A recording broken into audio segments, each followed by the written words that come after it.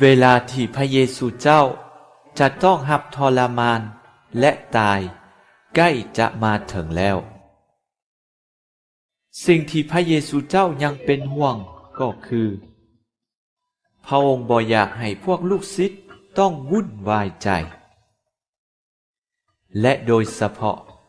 พระองค์บ่อยากปะให้พวกเขาต้องเป็นกำพร้า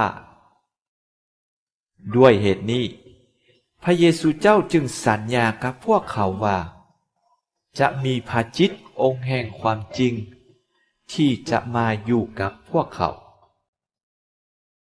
พระจิตนี้จะเป็นพิญาณถึงทุกสิ่งที่พระเยซูเจ้าได้สั่งสอนพวกลูกศิษย์เมื่อเวลาพระองค์อยู่กับพวกเขาและสำคัญไปกว่านั้นอีก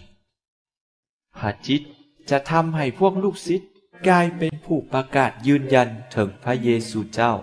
ท่ามกลางนานาชาติอีกด้วยสิ่งที่กล่าวมาข้างเทิงนี้สะท้อนให้เห็นว่าพระเยซูเจ้าบ่ได้ปะให้พวกลูกศิษย์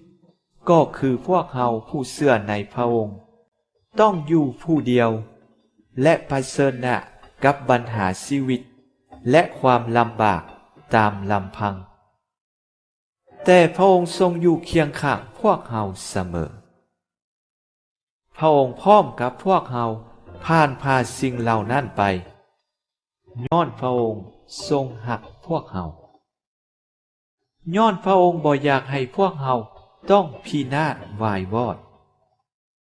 แต่ให้มีชีวิตและแม่นชีวิตที่เกิดดอกออกผลและมั่นคงถาวร